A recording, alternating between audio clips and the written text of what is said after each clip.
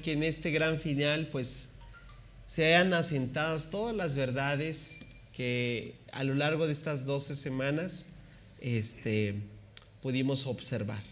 ¿Alguien recuerda qué significa Zacarías?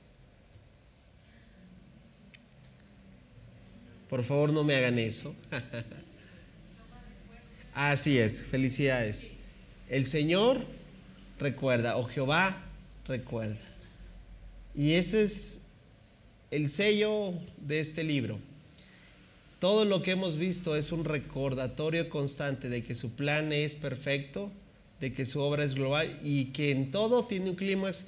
Y la forma en cómo cierra este libro es impresionante, porque lo digo desde ahora, es el final de la historia de la humanidad, es el final de nuestra redención, es como el clímax de todos los acontecimientos del por qué vivimos. Y fíjate desde entonces cómo fue profetizado. Así que vamos a darle gracias a Dios. Cierra un momento tus ojos y vamos a orar juntos. Señor, te agradezco tanto por permitirme haber expuesto a lo largo de estas 12 semanas este extraordinario libro. Gracias porque el primer impactado al acercarme a este texto, Señor, fui yo. Gracias porque semana a semana, mientras se preparaba el contenido, pude ver, Señor, cómo es tu plan tan hermoso, tan extraordinario, cómo tú nos quieres hablar con cada libro de la Biblia, porque es tu palabra inspirada por tu Espíritu Santo, que es relevante, que es trascendente y que es oportuna al día de hoy. Gracias por haber hablado estas 12 semanas a nuestro corazón, de pasar de información a que se convierta en palabra revelada a nuestra vida. Te agradezco por lo que has hecho en la vida de cada uno de mis hermanos, por la vida de cada uno de ellos que estuvo en esta disposición fiel de escuchar tu mensaje semana a semana. Te agradezco por los que se conectaron vía online, por los que se van a conectar, porque este mensaje va a llegar, Señor, donde tú lo vas a utilizar, a los corazones, a esas personas, Señor, que van a necesitar de esta verdad, Señor, que va a cambiar tal vez el rumbo de su vida, Señor. Te agradezco porque tú vas a usar la difusión de este mensaje para tus propósitos eternos.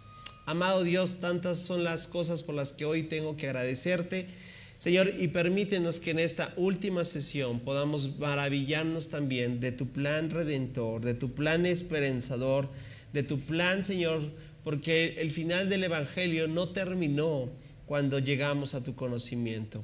Señor, el final de estas buenas nuevas, que siguen siendo buenas nuevas, será cuando tú vuelvas por segunda vez. Y desde ahora te decimos, anhelamos ese día. Anhelamos ese glorioso día, Señor, donde tú vuelvas, donde tú regreses como tú lo prometiste, Señor. Este mundo, Señor, se sigue derrumbando por no conocerte. Este mundo sigue, Señor, con una gran y apremiante necesidad de ti, Señor. Y el que siga estando, Señor, de esa forma, Señor, es tarea de la iglesia para seguir dando a conocer tu mensaje de esperanza al mundo entero. Señor, pero un día ese tiempo va a terminar. Y Señor, y tú vas a volver, y cada vez vemos señales y más señales que hablan de ese día, Señor, que cada vez se avecina más cerca, Señor, para que juntos podamos, Señor, estemos vivos o hayamos ya descansado en ti, Señor. Sabemos que nuestra esperanza final está contigo. Y te damos toda la gloria en esta hora por todo lo que tú has hecho y lo que hoy vas a terminar, Señor, de seguir haciendo en nuestras vidas. Te lo pedimos en el nombre de Cristo Jesús y decimos amén. Sesión número 12. Y si no has descargado tus notas, puedes hacerlo en nuestro contacto de WhatsApp, en las historias o también en la descripción de este video. Y este título de esta última, Señor, es impactante. Es impactante. Es hablar de un día y no no estamos hablando del domingo, porque muchos pueden pensar que es el domingo, el día del Señor. Claro que es el día del Señor, pero este día es muy especial. Di conmigo, el día del Señor y la esperanza final. El día del Señor y la esperanza final.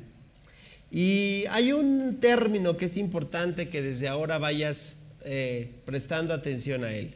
Cuando la Biblia habla, así lo vas a encontrar, como el día del Señor o también como aquel día, y en aquel día, ahorita lo vamos a ver cuántas veces se repite este término, nos estamos dando cuenta que primeramente para el contexto judío era un tiempo que ellos estaban totalmente asociados de una forma, voy a decirlo, mixta, porque tiene diferentes connotaciones. La primera de ellas es un día de juicio, un día de castigo, un día donde todo aquel que, voy a decirlo así, se salió con la suya, ese día no va a quedar como inocente. Es decir, un día de justicia total. Un día también de castigo a todo aquel que merece ser castigado. Pero no solo es eso, como te dije, es mixto. También aquel día o el día del Señor tiene la connotación positiva. Como es el día de la premiación. ¡Wow! El día de las promesas cristalizadas, por así llamarlo. El día donde todo lo que se pudo haber trabajado, logrado, cobra final para recibir el justo premio. Y entonces cuando hablamos o la Biblia menciona en aquel día o el día del Señor, sabemos que involucra ambas cosas. ¿Cómo podremos englobarlo? Tanto la bondad como la severidad de Dios. ¿Estás conmigo? Un Dios que es totalmente bueno, pero totalmente justo. Un Dios que está lleno de amor, pero que también está lleno de ira. ¿Estás conmigo? Y que hemos visto que ese es el carácter de nuestro Señor. Todo lo que tú y yo podamos desequilibrar es un asunto ya de nosotros, ¿verdad? A veces queremos una idea de Dios del que nos parezca más conveniente. Muchas veces le cargamos, voy a decirlo de esta forma, la balanza más al Dios de gracia y de amor, ¿verdad? Y eso es verdad. Dios es lleno de gracia y de amor. Pero nunca olvidemos su justicia, ¿verdad? Nunca olvidemos su severidad, porque eso es el carácter perfecto y completo ¿de quién? De nuestro Señor. Y hablar del día del Señor, pues es también entrar en ese equilibrio correcto. Aquel que merece esperanza y decir un premio va a ser otorgado, pero aquel que merece castigo, ¿verdad? También no dejarlo sin el castigo sería un Dios injusto. ¿Estás conmigo? Entonces, el día del Señor y esa esperanza final es lo que relata esta última porción. Como ya viste, fue siendo subrayado conforme íbamos avanzando y hoy ya está totalmente subrayado porque hoy es nuestra sesión final. Las 8 visiones que vimos con color amarillo que formaron parte del capítulo 1 al 6 que Zacarías vio en una sola noche. Para pasar al color verde que fueron esos 4 mensajes, ¿verdad? Mensajes de juicio, mensajes de redención, también mensajes de promesas, ¿verdad? Y de respuestas de parte de Dios, ¿cierto? El capítulo 7 al 8 vimos esos 4 mensajes, pero nos faltó o llegamos al final y al desenlace de esas últimas 2 profecías, que fue capítulo 9 al 12, cuando vimos la primera profecía, para percibir ahora la última, que es la profecía final, que va del capítulo 12 hasta el capítulo 14. Es la profecía más larga y es lo que vamos a ver el día de hoy. Entonces, he dividido en 3 esta última sesión. De acuerdo a esta última profecía, prácticamente las divisiones están en los 3 capítulos, es decir, la primera parte es el capítulo 12, la segunda parte es el capítulo 13 y la tercera parte sería el capítulo 14. ¿Sí estamos bien? ¿Sí, familia? Ok. Entonces vamos a entrar a la primera parte de esta profecía, que es el llanto por el Mesías traspasado. Ve nada más que título. El llanto por el Mesías traspasado. Y es prácticamente el capítulo, como te dije, 12. Vamos entonces a entrar en el texto bíblico y vamos a ir desarrollándolo de acuerdo a todo lo que nos muestra esta preciosa profecía. ¿Ok? Versículo 1 dice así: este mensaje vino del Señor con respecto al destino de Israel. Presta atención, vamos a ir dándonos cuenta de cómo es lo que nos está mencionando Zacarías. ¿Con respecto a qué? Al destino. Creo que entendemos todos el destino. ¿Es algo pasado? No. ¿Algo presente?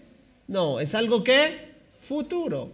Cuando tú y yo decimos que tenemos un destino, estamos hablando hacia lo que está por venir. ¿Cuántos saben que cada decisión que tú y yo tomamos nos va dando rumbo a ese destino? Ahora, ¿el destino es bueno o malo en sí? No necesariamente. Puede ser malo debido a las decisiones incorrectas que uno toma.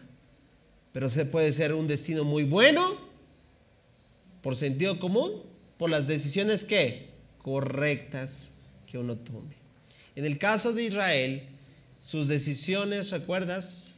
Nunca olvidemos el contexto general de este libro, que regresan con una intención. El pueblo de Israel tiene que construir ¿qué? El templo. Y Dios les ha dado todo el panorama, cómo se ven ellos versus lo que Dios ve. ¿Por qué? Porque Dios ve las intenciones del corazón. Ha visto esas visiones que hablan claramente de cómo es el corazón de Dios para con Israel. El plan de Dios para Israel sigue vigente. Nunca lo olvides. Y lo que Dios está haciendo ahora, ¿verdad?, es incluir, voy a decirlo así, a todos los que los judíos rechazaron. Lo que el judío rechazó, ahora ha sido por inclusión a todo aquel que cree en el Hijo de Dios, ¿cierto? Ese es el tratado del apóstol Pablo en la carta a los romanos, de aquellos que fueron, ¿verdad? Ese buen olivo lo ilustra, ¿verdad? Que fue ahora por la fe tú y yo hemos sido injertados. Pero me llama la atención porque Zacarías 12 presenta cuál es ese destino de Israel. Con mucha atención, percibe lo que va a suceder con el pueblo de Israel. El siguiente mensaje es del Señor, quien extendió los cielos, puso los cimientos de la tierra y formó el espíritu humano. Cuando tú percibes todo esto como la grandeza de Dios, mira, Zacarías está dando detalles y recuerda, nada en la Biblia, absolutamente nada, ningún versículo está de más. Todo versículo tiene una profunda explicación de algo que quiere describir. Y cuando Zacarías coloca estos términos de lo que el Señor hizo, ¿sabes? Está resaltando algo. Quiere describir la grandeza de Dios como creador de los cielos, de la tierra y de todo hombre. ¿Estás conmigo? ¿Y sabes por qué lo hace? Porque lo que viene es un juicio grave. Porque lo que viene es tomar en consideración al Dios que controla el universo. Entonces voy a decirlo, el versículo 1 es ándate con cuidado, porque no sabes con quién estás tratando. Wow. Versículo 2. Haré que Jerusalén sea como una bebida embriagante. Bebida embriagante es una ya forma de conceptualizarlo correctamente. La Reina Valera lo traduce como una copa. ¿Sabes? Las copas en la Biblia también son sinónimo de juicio. ¿De qué? De juicio. Y esa copa o esa bebida que embriagante es precisamente una metáfora para comunicar la ira de Dios. ¿Te acuerdas que la semana pasada hablábamos un poquito de esa ira de Dios? De todo aquel personaje que se ha encontrado con la ira de Dios, ha encontrado el total y absoluto abandono de Dios, es decir, cuando Dios deja merced, ¿sí?, de sus propios actos, de sus propias consecuencias, Dios se retira. Algo así está diciendo Dios por medio de Zacarías, que Jerusalén va a ser como una bebida embriagante, es decir, viene la ira de Dios sobre ella, que causa que las naciones, fíjate, viene a continuación, percíbelo, que las naciones vecinas se tambaleen cuando envíen a sus ejércitos para sitiar a Jerusalén y a Judá. Versículo 3. Y ahora presta atención, porque en aquel día, di conmigo, en aquel día, dilo un poquito más fuerte, en aquel día. Ok, te voy a decir ahorita cuántas veces está este término en aquel día. Y vas a ver que es una de las primeras referencias que vamos a estar percibiendo. Mira, en aquel día, todo esto, recuerda que del capítulo 12 hasta el 14 vamos a encontrar toda la profecía. Bueno, en estos 3 capítulos hay 3 palabras principales, y eso cuando estudiamos el texto bíblico tenemos que resaltarlo como palabras clave. Cada vez que tú estudies un pasaje bíblico y veas palabras que se repiten, es importante que prestes atención, porque esas palabras clave representan la centralidad del mensaje, ¿sí? Hay 3 palabras clave. Mira, la primera palabra clave el término es aquel día. Esta es la primera vez que aparece. Bueno, del 12 al 14, ¿cuántas veces crees que aparece? 17 veces. 17 veces va a aparecer en aquel. ¿Y qué te dije que significa de aquel día?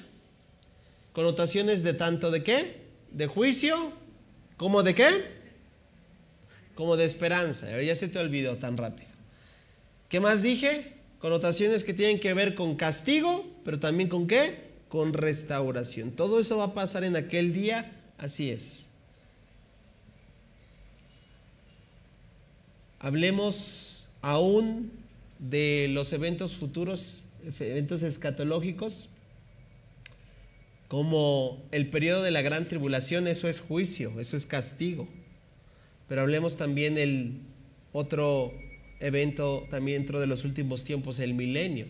Es un tiempo de paz y de recompensa. Reinaremos con el Señor. ¿Te das cuenta? Ahí está implícito el aquel día. La segunda palabra clave es Jerusalén, o todo lo que tiene que ver con Israel. ¿Sabes cuántas veces aparece? 22 ocasiones en esta última porción.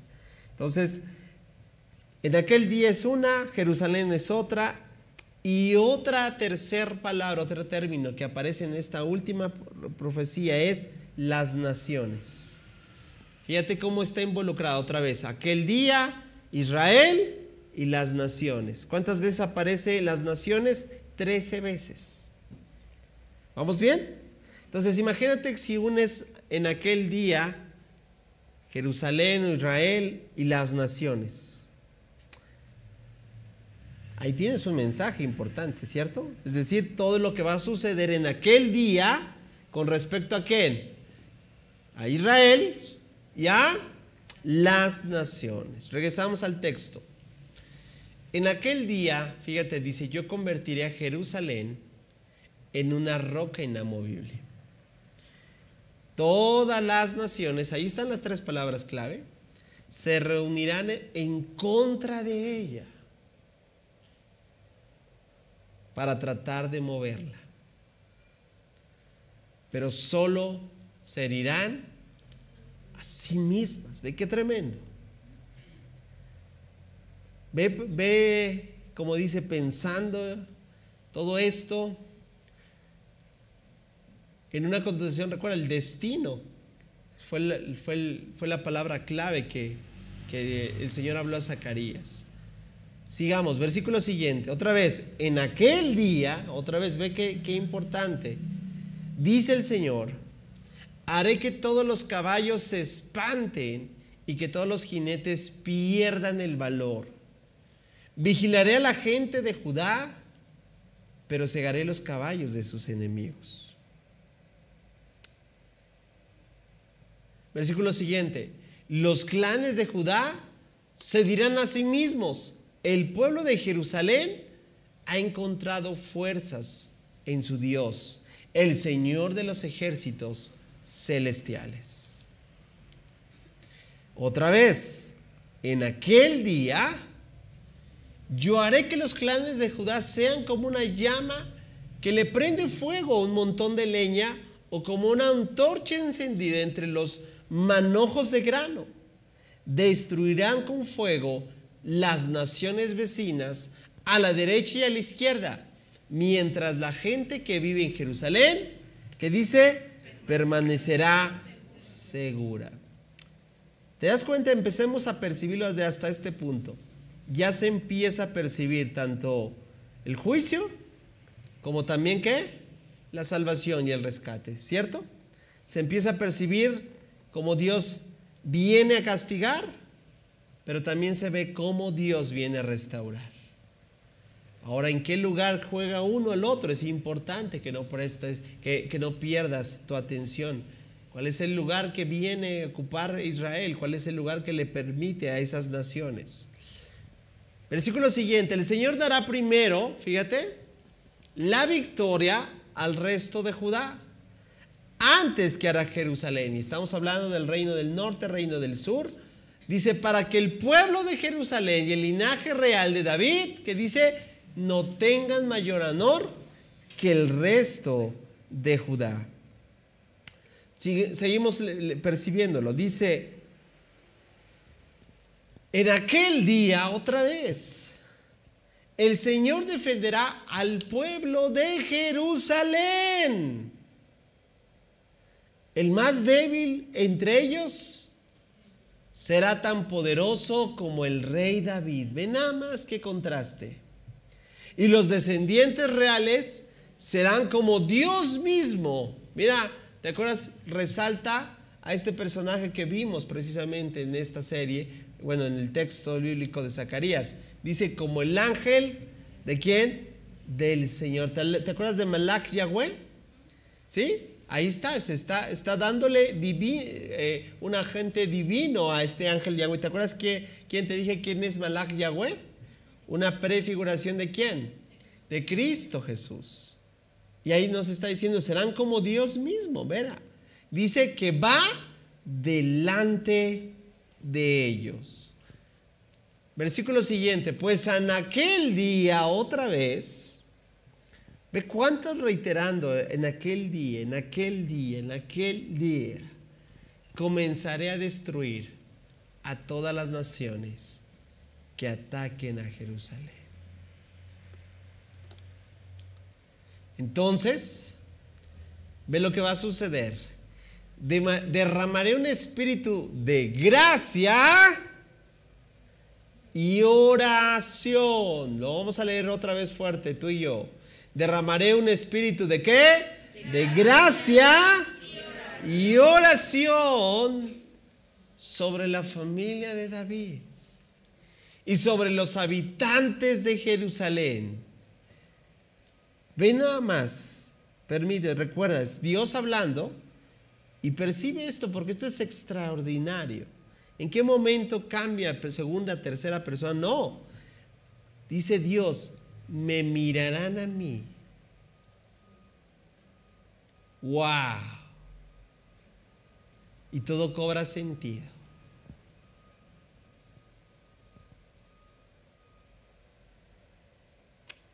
A quien traspasaron.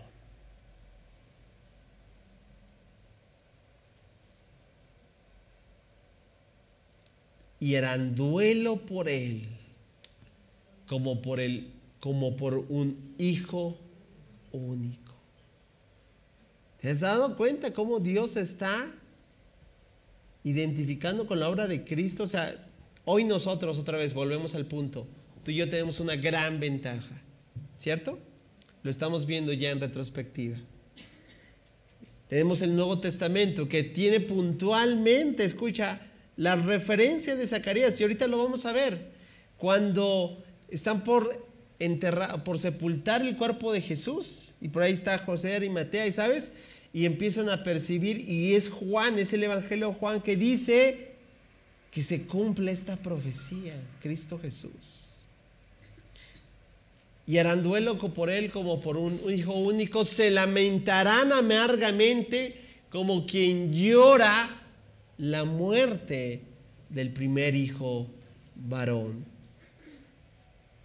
Versículo siguiente: el dolor y el luto de Jerusalén serán tan grandes como el duelo por Adad Rimón en el valle de Megiddo. Historia, referencia, trae una referencia histórica que hace evidente también el tipo de aflicción, el tipo de luto y dolor que sucedió en esta batalla. Versículo siguiente: todo Israel, que dice, hará duelo, cada clan por su lado, los esposos separados de sus esposas. El clan de David llorará solo, como lo hará el clan de Natán, el clan de Leví y el clan de Simei. Versículo siguiente: cada clan sobreviviente de Judá se lamentará por separado, y los esposos separados de sus esposas. Y además, otra escritura dice, mirarán al que traspasaron. Bueno, ahí ya me adelanté, perdón. Hasta el versículo 14, los esposos separados de sus esposas. Quiero que percibas aquí todo lo que acabamos de darnos cuenta de lo que va a acontecer. ¿Y cómo podemos tomar todo esto a lo que es el significado de esta esperanza final? Bueno, primeramente vamos a ver que el tema central, ¿sabes?, de todo esto que acabamos de percibir es el arrepentimiento de Israel al darse cuenta, escucha, al darse cuenta que a quien traspasaron es a su Mesías. Porque si hoy vamos tú y yo a Tierra Santa y nos colocamos a preguntarle a cada judío ortodoxo, ninguno de ellos va a aceptar que Jesús es el Mesías. De hecho, lo siguen esperando. ¿Por qué? Porque sus ojos están cegados. Porque hoy no lo pueden ver. Como aquel que vino a dar, ¿verdad?, el cumplimiento fiel a las profecías. Pero en aquel día, otra vez, en aquel día, ¿sabes qué? Dios va a derramar un espíritu de gracia. ¿Y de qué? Y de oración. ¿Para qué? Para que eso, familia, pueda traer un arrepentimiento genuino. Por eso el tema central de este primer capítulo 14 es entender que la obra del Espíritu Santo es tan necesaria, ¿sabes qué?, para que el corazón de todo ser humano se arrepienta y busque a Dios. Familia, porque sin Cristo, escúchame bien, sin Cristo no hay esperanza. Y el judío necesita arrepentirse. ¿Para qué? Para recibir y reconocer la obra ¿de quién? De Cristo Jesús. Por eso esto vendrá a ser un elemento tan importante que nos hace recordar algo, familia, que la misma obra del Espíritu Santo sigue tan apremiante al día de hoy para hacer la obra en nuestros corazones. ¿Quién es el que hace la obra en la vida de la persona? Solo lo puede hacer Dios. ¿Quién es el que convence al mundo de pecado? Dios, el Espíritu Santo. ¿Quién es el que convence al mundo de juicio? El Espíritu Santo, es Dios. Por eso la obra que el Espíritu Santo va a hacer, familia, en este último tiempo es presentar a Cristo como aquel que, voy a decirlo así, es la visión de Cristo crucificando transformando el corazón endurecido de cada persona.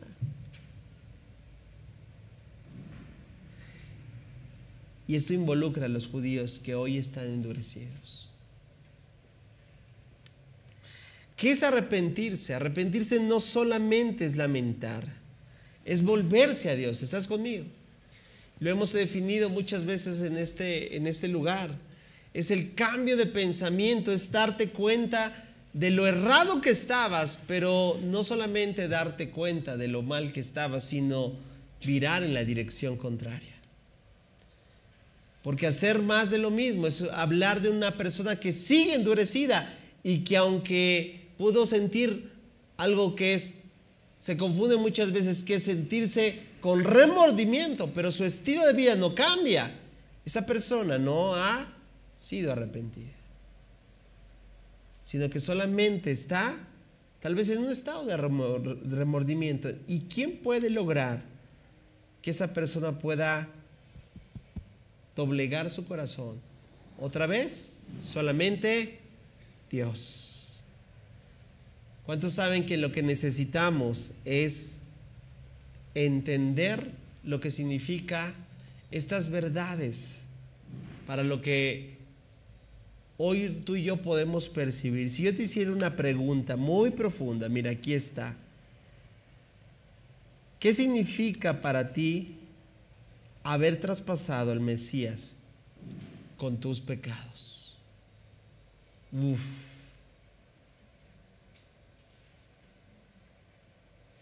¿Verdad que sí?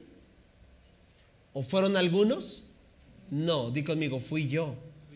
Di conmigo, fueron mis pecados que hicieron que el Mesías fuese traspasado.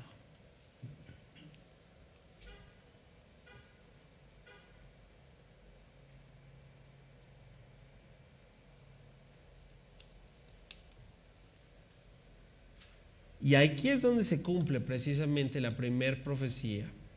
Si tú vas al Evangelio de Juan, capítulo 19, versículo 37,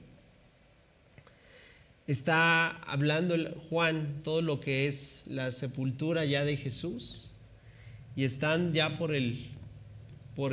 digamos, darle los cuidados del cuerpo para llevarlo. Por ahí va a aparecer José de Arimatea para dar su tumba, bueno, esa tumba de hombre rico que era, le distinguía para ofrecer su tumba. Y ahí Juan dice que se cumple. Mira, Juan 19:37 dice, y además otra escritura dice, mirarán al que traspasaron. ¿Cómo se cumple? Y no solamente eso, sino que también mira lo que dice Apocalipsis.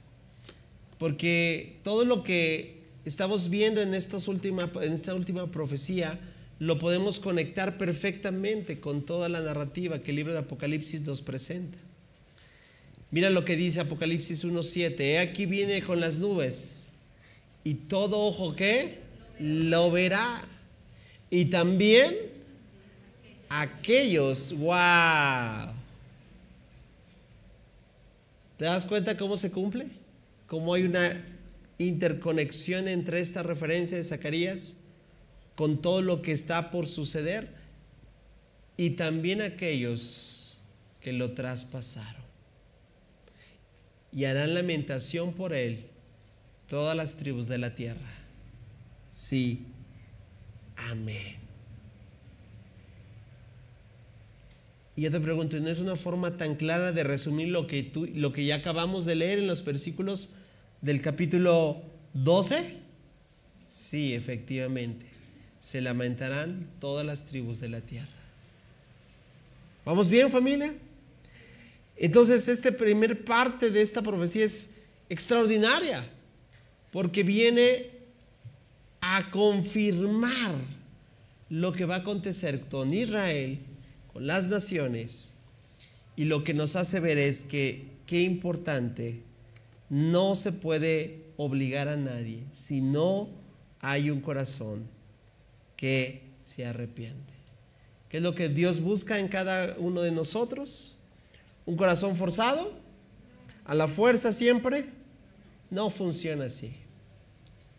Cuando tú reconoces, cuando tú te obligas y te rindes al Señor, entonces ahí es cuando... Ahora, ¿y quién puede hacer eso? ¿Nuestra propia fuerza de voluntad puede hacer eso? ¿Quién tiene que hacer? Dios mismo. Por eso el gran elemento, ahí en tus notas, tú vas a ponerle los separaciones. Ahí te lo dejo solamente. Solo tienes que complementar el texto bíblico. Va a derramar en los postreros días, ¿qué? ¿Espíritu de qué? Ahí está. ¿Vamos bien, familia? Pasamos al capítulo 13, la segunda parte de esta profecía, porque también me encanta cómo está redactada de forma alegórica, metafórica. El capítulo 13 es la fuente abierta y la purificación de Israel. La fuente abierta y la purificación de Israel. Vamos al texto bíblico, versículo 1. Otra vez. En aquel día brotará un manantial. ¿Alguien ha estado en un manantial? ¿Qué es la característica de ese manantial? ¿Tiene hilitos ahí casi de agua, chorritos que se van desvaneciendo? No. Un manantial tiene por sí solo provisión de una abundante ¿qué? Agua, se desborda, ¿cierto o no? Por eso esta es una imagen, ¿sabes? De lo que Cristo, porque ahora podemos ver otra vez la ventaja de tener la gracia de Dios de estar en esta época. Podemos ver que la obra de Cristo, escucha, proveyó la limpieza. ¿Sabes cuál es la obra más extraordinaria que Cristo Jesús hizo? Es que nos limpió del pecado, de la impureza. Y ahorita lo vas a ver completado, ¿sabes en qué? En su sangre. Por eso dicen, aquel día brotará un manantial para la dinastía ¿de quién? De David. Aquel que es el león de la tribu de Judá, ¿verdad? Que va en la línea ¿de quién? De David. Jesús muchas veces se le referenció así. ¿Hijo de quién? De David. Y dice, y para el pueblo de Jerusalén, una fuente, ve nada más, y no está hablando de una fuente en lo literal de ese manantial, ve nada más qué tipo de fuente será. Una fuente que los limpiará de todos sus pecados e impurezas. ¿Cuántos dan gracias a Dios por vivir en este tiempo tan extraordinario, donde podemos ver esto evidenciado en la obra de Cristo Jesús? Hoy tú ya podemos ver, voy a decirlo, con otros ojos, el ver esta profecía, decir, sí es cierto, Señor. Tú proveíste ese manantial que hasta, ¿cuántos saben que sigue brotando? Y sigue brotando para limpiar el pecado de la humanidad, ¿cierto o no? Sí. ¿Y cuántos saben que seguirá brotando? A menos, recuerda que suceda lo anterior del capítulo 12, que exista arrepentimiento, para que ellos puedan reconocer aquel que ha traspasado y puedan entregar sus vidas, porque lo que Él ofrece es ¿qué? Limpieza. Qué hermoso, ¿no? Versículo 2. En aquel día, dice el Señor de los ejércitos celestiales, borraré, mira qué increíble, porque otra vez, recuerda lo que te dije, en toda esta profecía percibe tanto la restauración, la obra, pero también como el castigo, ¿cierto? Percibe también la forma de dar promesa y cumplimiento, pero también aquel que merece juicio. Ve lo que promete. En aquel día, dice el Señor de los ejércitos celestiales, borraré el culto a los ídolos en toda la tierra, para que se olviden hasta de los nombres de esos ídolos.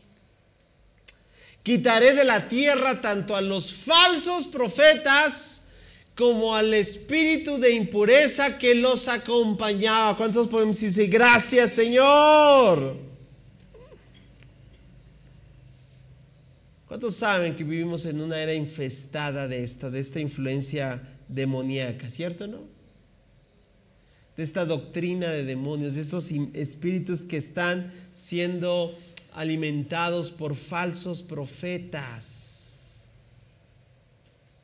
¿Cuál es la promesa? El Señor los va a borrar de la tierra. Va a eliminar a todos aquellos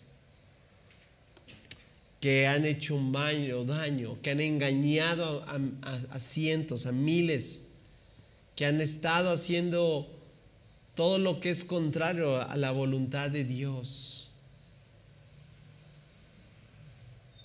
Cuánta idolatría hay en la tierra, ¿cierto o no? Versículo siguiente. Si alguno continúa, porque mira, es preciso el Señor contra estos falsos profetas. Si alguno continúa profetizando, su propio padre y madre le dirán: debes morir, porque has profetizado mentiras en el nombre del Señor. Entonces, mientras esté profetizando, su propio padre y madre lo apuñalarán. ¿Por qué? Porque es el gran día, es aquel día del castigo del Señor, el juicio. Aquel que fue falso, que ministró mentiras, que ministró engaño. Y cuando aún se atreviese, una forma de revelar, de mostrar el corazón que todavía está endurecido, aún los de su propia casa serán los instrumentos del castigo que Dios traerá. Qué tremendo, ¿verdad? Versículo siguiente. Una vez más, no, familia, no es disco rayado, es reiterar ese extraordinario día. En aquel día, la gente se avergonzará de decir que tiene el don profético. Sí, por eso es algo muy delicado, muy cuidado, muy que en esta casa cuidamos mucho. Y que tenemos que tener siempre en cuenta que la palabra profética más segura, ¿cuál es? La palabra de Dios. ¿Por qué? Porque hay tantos charlatanes, amada familia. Nadie, dice, se hará pasar por profeta vistiéndose con ropa de profeta. Dirá: yo no soy profeta. Soy agricultor. Comencé a trabajar para un agricultor en mi niñez. Y si alguien pregunta, entonces, ¿qué de esas heridas en tu pecho? Él responderá: me hirieron en casa de mis amigos. Despierta, oh espada, contra mi pastor, el hombre, quien es mi compañero, dice el Señor de los ejércitos celestiales. Mata al pastor y las ovejas se dispersarán, y me volveré contra los corderos. Versículo siguiente. 2/3 de los habitantes del país serán cortados y morirán, dice el Señor, pero quedará 1/3 del país. Antes de ese último grupo, lo pasaré por el fuego y los haré puros. Los refinaré como se refina la plata y los purificaré como se purifica el oro. Invocarán mi nombre y yo les responderé y les diré: este es mi pueblo. Y ellos dirán: el Señor es nuestro Dios. ¡Wow! ¿Qué podemos percibir en todo este segundo capítulo, el capítulo 13? Bueno, el tema central donde gira todo esto que acabamos de percibir es que Dios trae la limpieza del pecado y de la idolatría. La pregunta es muy puntual, familia: ¿la limpieza es importante? Sí. Claro, es vital. ¿Cómo Dios quiere a un pueblo? Limpio. Un pueblo que se ha arrepentido, que ha dejado atrás ¿qué? su idolatría, su pecado. Y eso es lo más importante, porque no solamente percibe la fuente para el pecado, es lo que elimina también todo lo falso. Podemos separar este capítulo 3 en tres partes. Primeramente, evidenciar cuál es esa fuente para el pecado. 2, la eliminación de todo lo que es falso, ¿verdad? Los falsos profetas. Y 3, el pastor herido que va a tener un remanente refinado. ¿Percibiste los últimos versículos? Que es que Dios siempre tendrá un remanente, es decir, dentro de aún lo deteriorado y lo malo, ¿cuántos saben que siempre hay un remanente? Esa palabrita que a veces decimos mucho, pero muchas veces no lo entendemos. ¿Sabes? Si yo en este momento, no lo voy a hacer, pero yo empecé a vaciar todo este contenido de esta botella, ¿cuántos creen que se logrará eliminar el 100% del contenido de esta botella?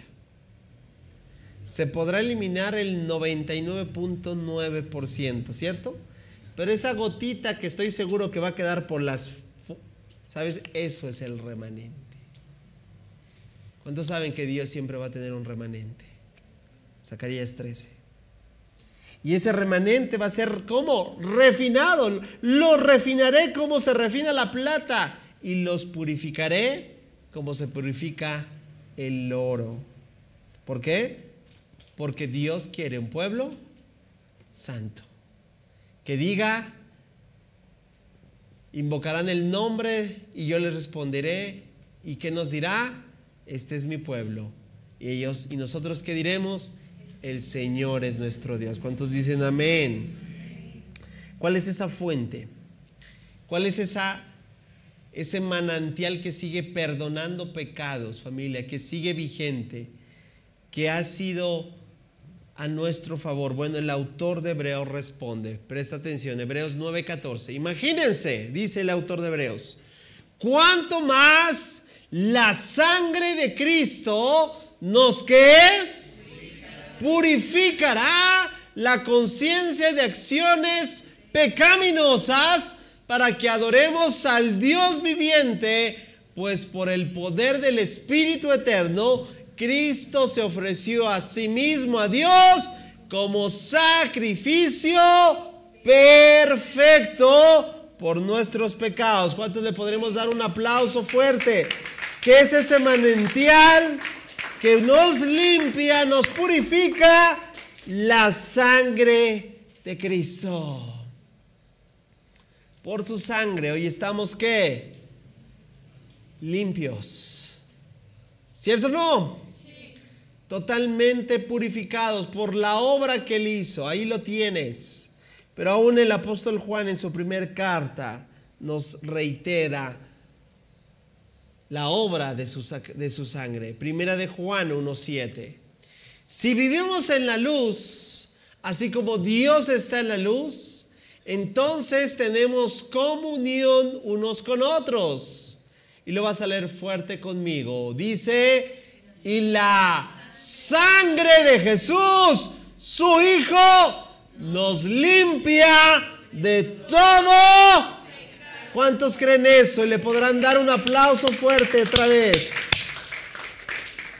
Ahí está, familia. Solo en Cristo hay verdadera limpieza, ¿cierto o no? Solo en su sangre hay verdadera limpieza.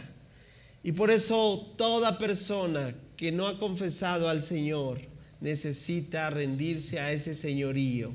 De otra forma no hay verdadera ¿qué? Limpieza. Si no, recaeríamos otra vez en obras.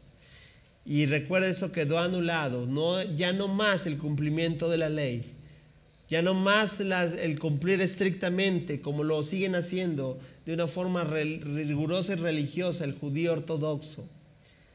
Es a través de este perfecto sacrificio que nos purifica de todo pecado. ¿Sabes? Y esa es la primera parte de que habló esta profecía. La segunda parte es hacernos ver, ¿sabes? Que Dios va a eliminar todo lo que compita. Y eso me encanta, ¿sabes? Porque Dios no puede competir con ningún ídolo. Por eso, hoy que hablamos de ídolos contemporáneos, tuvimos una serie hace algún tiempo. Los ídolos son tan voy a decirlo así, tan infames, tan terribles para Dios? Porque compiten con Él, con su gloria en nuestra vida. ¿Cuántos saben que Dios no quiere que tú y yo podamos tener dos altares a la par? Porque eso es abominación, ¿cierto?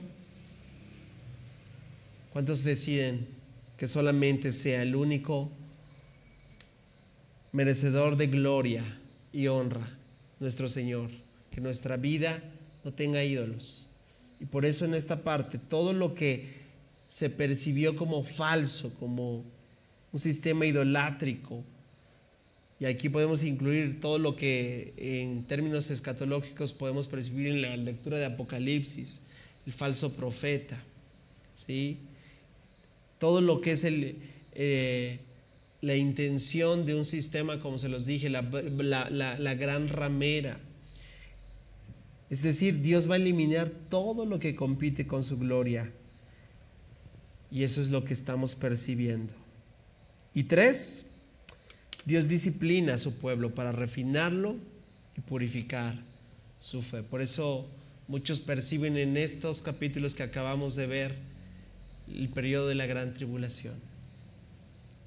Y bueno, yo sé que más adelante y en esta casa tendremos que hablar de los últimos tiempos y seguir aprendiendo de los últimos tiempos y viendo el libro de Apocalipsis y viendo las diferentes porciones que nos hablan de todo el consejo de Dios para poder ir conectando todos estos eventos de acuerdo como su palabra nos los guíe. ¿Vamos bien, familia? ¿Están listos para terminar el último capítulo de Zacarías? ¿Sí? Uy, todavía me queda 1 hora. No, es cierto. Capítulo 14, última parte, la victoria final del Señor. Alerta spoiler. Ya conocemos cómo va a terminar la situación. Ya conocemos cómo va a finalizar esta historia de la humanidad. Ya sabemos cómo el Señor al final va a darnos la victoria. Te tengo noticias, no sé si te entusiasma, pero el final de la película dice que todos los que estén con Él van a vencer. Capítulo 14, vamos a entrar entonces en el texto bíblico. Viene otra vez reiteradamente este día, el día del Señor, en aquel día. Versículo siguiente, por favor, producción.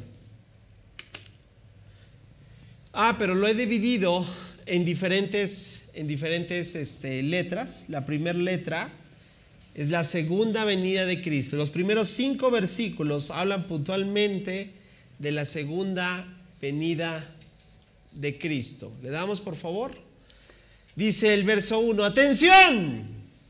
Viene el día del Señor, cuando tus posesiones serán saqueadas frente a ti. Verso 2, reuniré a todas las naciones para que peleen contra Jerusalén. Muchos ven aquí la batalla del Armagedón famosísima. La ciudad será tomada, las casas saqueadas y las mujeres violadas. La mitad de la población será llevada al cautiverio y al resto la dejarán entre ruinas de la ciudad. Versículo siguiente. Luego, el Señor saldrá a pelear contra esas naciones, como lo hizo en tiempos pasados. En aquel día, wow, ve nada más. Yo creo que esto será literal. Yo creo que esto va a ser el acontecimiento más extraordinario, escucha, que está por suceder a la humanidad.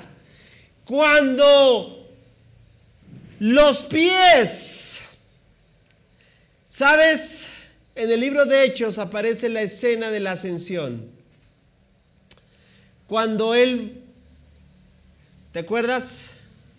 Ascendió a los cielos en un particular lugar. Y en ese lugar, dice Zacarías, en ese mismo lugar, Él va a regresar, como lo dijeron esos ángeles cuando los discípulos estaban viendo. Yo imagino así como que, ¿onta? Es el mismo lugar donde Él va a regresar. ¿Ve lo que dice Zacarías? Donde sus pies estarán sobre el monte de los olivos, al oriente de Jerusalén. Entonces el monte de los olivos, ¿qué pasa? Se partirá, formando un extenso valle del este al oeste, y la mitad del monte se desplazará hacia el norte, y la otra mitad ¿hacia dónde? Ve nada más. Ahora, este lugar, ¿dónde está? ¿Cómo se ve? Se ve así al día de hoy. ¡Wow! Este lugar. En este lugar, familia. En este lugar será el epicentro de ver cómo el Señor vuelve por su iglesia, vuelve por los suyos. Y todo lo que, familia, sea en vida o ya estemos muertos, hayamos hecho en Él, todo lo que tú y yo habremos reconocido en Él, es donde, voy a decirlo de esta forma, se cristalizará, toda nuestra esperanza gloriosa. Porque veremos los que hoy murieron, ¿sabes? Desde los apóstoles, desde todos los discípulos del Señor, los discípulos de los discípulos, que todos murieron esperando ver este día. ¿Sabes qué va a pasar? Y si aún nos toca, vamos a resucitar y diremos: Señor, tú eres fiel, que ha cumplido sus promesas. Y ahora lo veremos regresar. ¿Cuántos anhelamos ese día?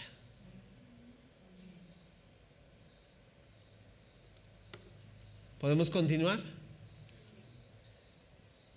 Ustedes huirán por ese valle, porque llegará hasta Sal. Así es, huirán como lo hicieron durante el terremoto de los días de Usías, rey de Judá. Entonces vendrá el Señor mi Dios y todos sus santos con Él. ¿Cuántos podemos darle un aplauso al Señor? Un día histórico. Un día totalmente extraordinario, amada familia, la venida de nuestro Señor. La extraordinaria segunda venida de Jesucristo a la tierra. Sus pies tocarán el monte de los olivos. ¿Y qué va a producir? Incluso por decirlo, la topografía va a ser cambiada, ¿cierto o no? Eso se va a partir. Va a dar lugar a dos montañas nuevas, una al norte, otra al sur, un gran valle en medio. Los intentos por derrocar a Israel van a ser ¿qué? Infructíferos. ¿Por qué? Porque el Señor peleará por su pueblo. Cristo llegará con todos sus santos, con Él. ¿Qué trae? Ahí viene la segunda división de esta profecía.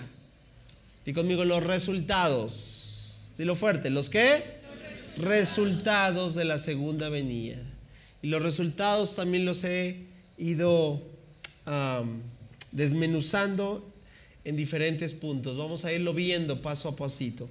Del versículo 6 al 21 vas a encontrar los resultados de esa segunda venida. Este capítulo presenta, voy a decirlo así, diferentes bendiciones en diferentes áreas, y por eso los dividí de esa forma. Vamos a empezar con, di conmigo, las bendiciones. Todos son los que vas a ver, son los resultados de la segunda.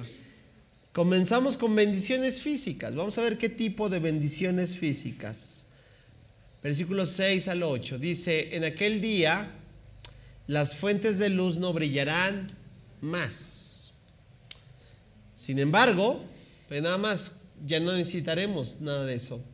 La luz del día será, ¿qué tal? ¿No es una bendición? Sí, una gran bendición. Solo el Señor sabe cómo esto podrá suceder, ¿verdad que sí? Yo no entiendo, yo no sé cómo podrá suceder, porque mi lógica me dice que el sol gira 12 horas de este lado del mundo y 12 horas del otro lado, ¿cierto? Y a la ausencia del sol lo llamamos noche. Pero ven nada más cómo va a suceder esto, ¿sí? No habrá días y noches como de costumbre, porque en las horas nocturnas, ¿qué va? Todavía habrá luz. ¿Qué tal? Verso siguiente. En aquel día fluirán desde Jerusalén aguas que dan vida, la mitad hacia el mar muerto y la otra mitad hacia el Mediterráneo. Brotarán continuamente, tanto en el verano como en el invierno. ¿Qué tal, familia? ¿Son bendiciones físicas, sí o no? Sí. Claro. La luz se va transformado de tal manera que no habrá oscuridad. Y voy a decirlo de esta forma: y los medios normales de iluminación perderán brillo en comparación a lo que el Señor va a hacer. Y de la misma manera habrá abundancia de agua, es lo que está diciendo, ¿verdad? En cuanto a esta referencia, ¿sí? No habrá temporadas de sequía. Dios va a proveer el líquido como el elemento necesario para sostenernos en todo tiempo.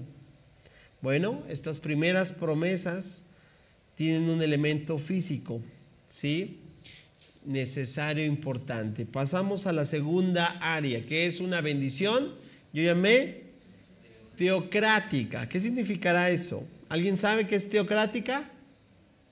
Teos, Dios. Crático, porque hoy hablamos de una democracia. ¿Qué quiere decir eso?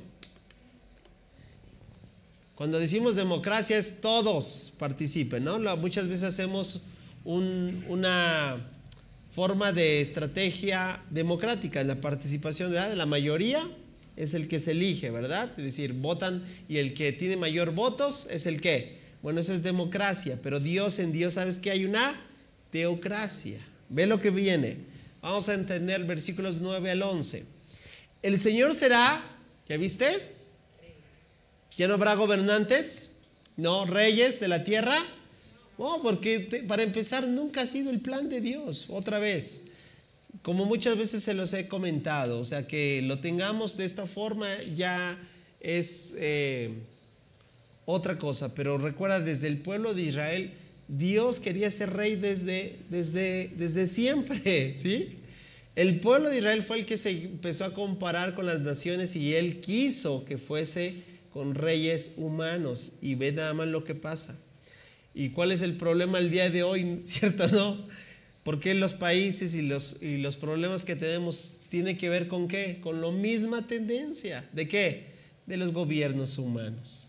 Y aunque nos duela reconocer, no sabemos gobernar. ¿Por qué? Porque Dios es el único que gobierna. Pero en aquel día, ¿qué va a pasar? El Señor será rey. ¿Sobre qué? Sobre toda la tierra. ¡Wow!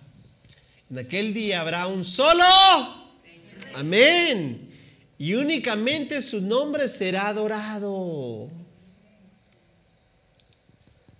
Versículo siguiente: toda la tierra, desde Jeba al norte de Judá hasta Rimón al sur de Jerusalén, se convertirá en una inmensa llanura. Pero Jerusalén será levantada en su lugar original y estará poblada desde la puerta de Benjamín hasta el sitio de la puerta vieja. luego hasta la puerta de la esquina y desde la torre de Hananael hasta las prensas de vino del rey. Entonces Jerusalén por fin a salvo, que dice, se llenará de gente y nunca más será maldecida ni destruida. ¿Te anima esto? ¿Podremos darle un aplauso al Señor? Familia, Dios reinará de nuevo con su pueblo. Israel en cuanto a su tierra va a cambiar de aspecto, ¿sí? Va a ser un lugar adecuado, por así decirlo, para ser habitada por personas. Y los que lo habiten, mira, hasta el día de hoy, ¿qué es vivir en esta zona? Toda esa zona de Palestina. ¿Qué es vivir? La franja de Gaza, por ejemplo. ¿Cómo está ahorita? En guerra. Y seguirá en guerra, y seguirá, y no sé cuántas alarmas al día el judío escucha, ¿sabías? Pero habrá un día en que, ¿qué? Ese día van a sentirse, ¿qué? Seguros. No habrá peligro. Ya no habrá ataques de parte de los enemigos. ¿Por qué? Porque ya no habrá enemigos. Porque Dios va a reinar sobre ellos, morará con ellos, estará a salvo. Y todos, ¿verdad?, los que estarán ahí podrán percibirlo. ¿Son extraordinarias? ¿Sí o no? Las bendiciones, los resultados de la segunda venida, ¿sí? Otra vez, número 1, bendiciones físicas. Número 2, bendiciones teocráticas. 3, bendiciones también políticas. Versículos 12 al 15. ¿Listo? Luego el Señor enviará una plaga sobre todas las naciones que pelearon contra Jerusalén. ¿Qué tal? Sus habitantes llegarán a ser como cadáveres ambulantes. La carne se les pudrirá.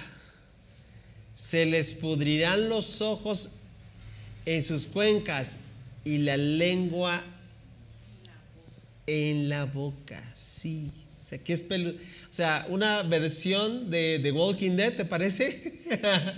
¿Cierto o no? Aquí ya se me espantaron, ¿no? No sé. En aquel día sentirán terror. Pero recuerda quién va direccionada. O sea, todo cobra sentido cuando otra vez en aquel día vemos hacia quién son las recompensas, las promesas, ¿verdad? Y hacia quién es el castigo y hacia quién es el juicio. En aquel día sentirán terror. ¿Quiénes? Estas naciones. Estos que combatieron contra, estos que se creyeron invencibles, que al día de hoy se creen invencibles, orgullosos, poderosos. ¿Cierto o no? Contra Dios no tienen rival. Agobiados por el Señor con un terrible, ¿cómo? Pánico. Pelearán contra sus vecinos. O sea, ¿qué quiere esto? Entre ellos solitos. También Judá peleará en Jerusalén. Tomarán las riquezas, fíjate, de todas las naciones vecinas, grandes cantidades de oro, plata y ropa costosa. Esta misma plaga atacará caballos, mulas, camellos, asnos y demás animales de los campos enemigos. ¿Qué tal, familia?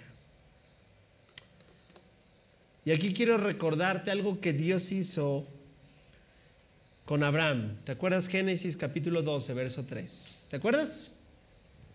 Dios le dio una promesa a Abraham. ¿Te acuerdas? Bendeciré.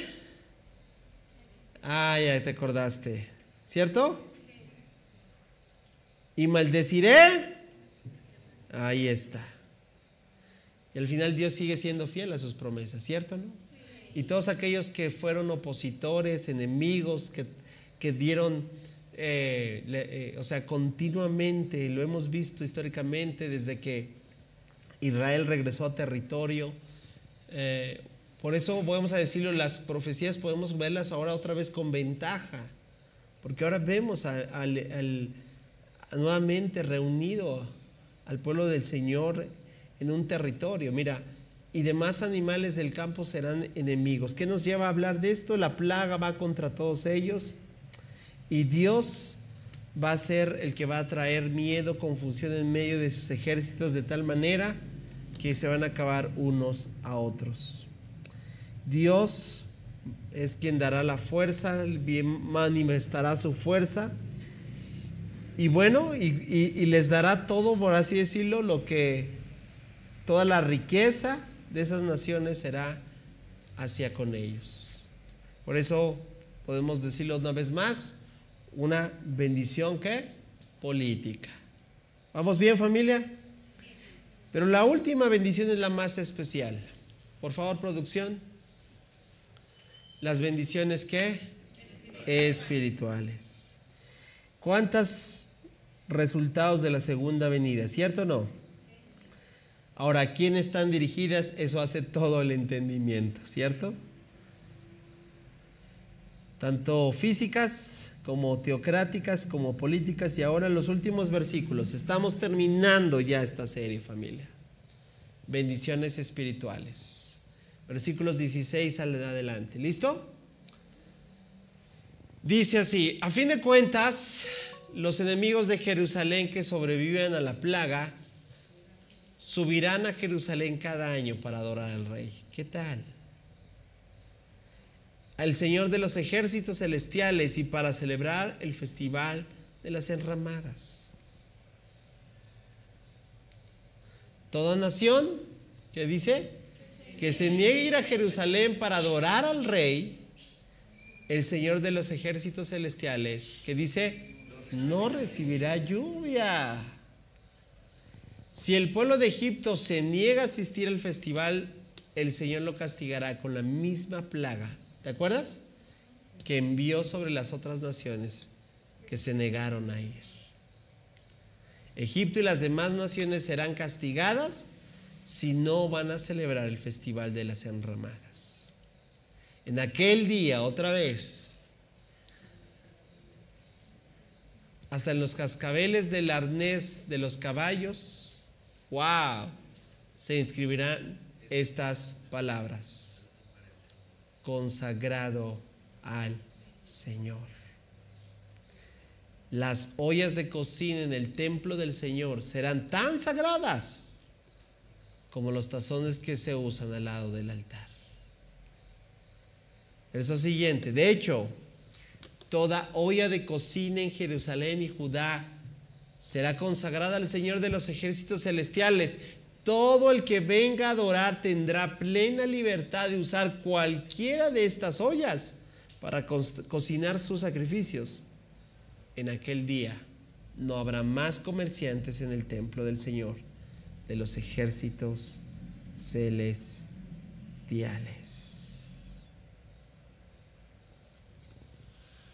Podremos darle un aplauso final al Señor.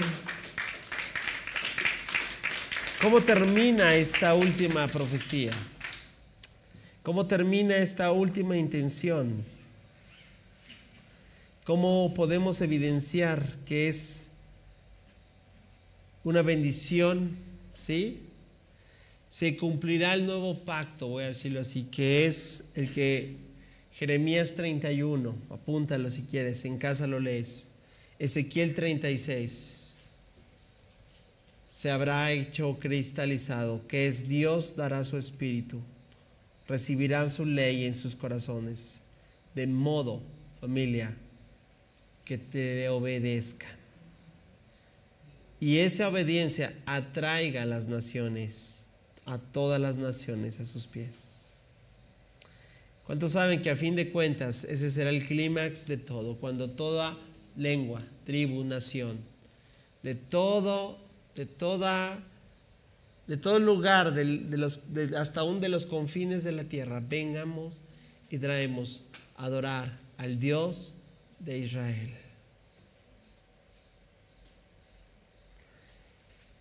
Y estemos con Él y podamos celebrar con Él y poder estar en esa intención, y los que se rehúsen a hacerlo serán castigados.